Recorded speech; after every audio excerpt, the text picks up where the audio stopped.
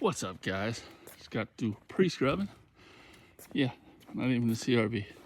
Carpets, just excellent condition. Not even really dirty.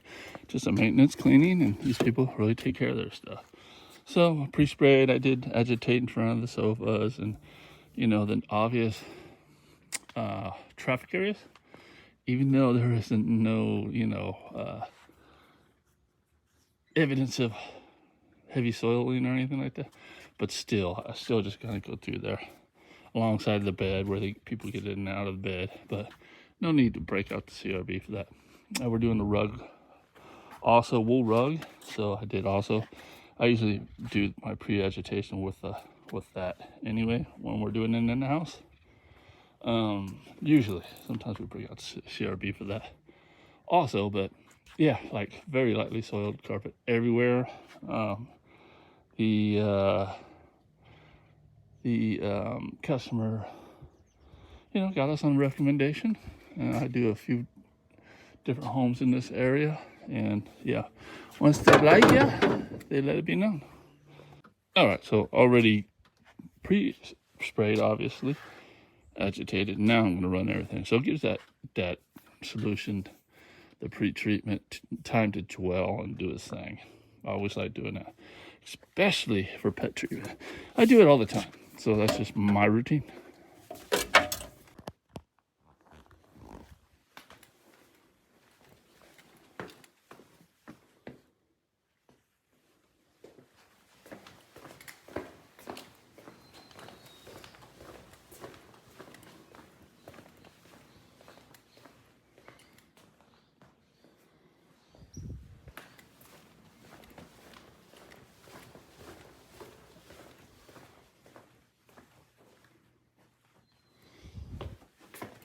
Yeah, very nice. And I'm going to also give them an estimate on all that beautiful tile. All right, so I set my PSI to 500 on my carpet cleaning gels all the time. I'm doing rugs, I'll set that down to 300 so I don't get the backing wet, because I usually do them on site. Now, if I was doing them, if I took them in-house and wasn't doing full treatment, then everything would be totally different on that. But yeah, and I don't need to use a rinse because my pre-spray is neutral, right in the neutral pH realm, so you don't need a rinse. And yeah, I get my heat all the way on. This machine, it isn't the best for heat, but for carpet cleaning, guys, you don't need much heat. If your chemistry's good, 90% of the time, 99% of the time, you're going to be good, unless you're dealing with these greasy restaurants and stuff. Heat does help. So yeah, fire it up, and I'm not worried about warming up that water. Like I said, it doesn't really matter, especially for this job.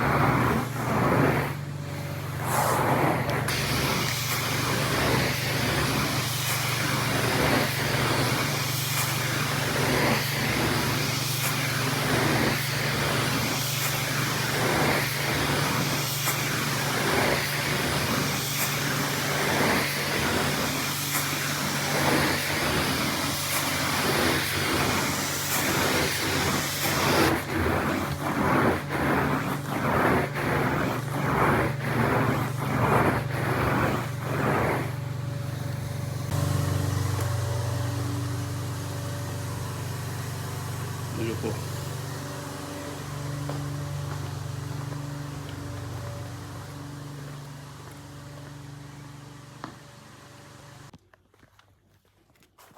All right, so if you notice, I totally made sure I didn't get that solution line on this. This is fake grass. Probably if that solution line got too hot, it may melt that, cause damage. So just thinking about those little things when you're cleaning, you know, being really OCD about protecting your customer's home is gonna really go a long ways. All right, guys, so that's a wrap. Took me 1 hour. Okay, so I'll leave the ticket at the end of the video. You know, just simple cleaning, right? No need to bring out the CRB when it's like this. And even if I did, add 10 minutes to it. Okay, so there's great money in this business. So if you're thinking about getting into it, only is if you do it the right way. And that's where I teach you. Okay, so link underneath all my videos on how to start a carpet cleaning business the right way. All right, so I'm gonna go here and do it, mop my way out. I go ahead and flat mop my way out always, all right? And I'm gonna do some measurements for this tile. See you in the next one. Guys, a little bit of information for you while I'm heading out of here. It's about a 20-minute drive out here, so. If you just started out, or you've been in business for a while, or you're thinking about getting into the business, this is kind of really for the guys that are already in business, so that they can just figure out whether what they're doing is really worth it, right? Whether you're actually doing what you could be doing in your business. You may think it's worth it, but your potential may not be there because of your mindset. Think about what you're doing right now, and think about what you were doing. So if you were making, say, $4,000 a month at your previous job before you decided to go full time, to know a good way to measure if you're doing all right in your business, or if it's even worth being in business for yourself, because, man, you know, there could be some stress. You know, there's plenty that comes with owning your own business. But trust me, guys, it's well worth it. Especially if your calculations are about like this. If you're making 3 times what you were making at your previous job, then it's probably a pretty good idea that you started your business. If you're not making at least 3, you're doing something wrong. Okay? I know people's mindsets, they think, you know, they'll be the low-cost carpet cleaner and you know, and get a lot of business. No. As you can tell, if you've been in it for a while and you're not at that 3 times amount, then it's not working, guys. It's not working. Fix that.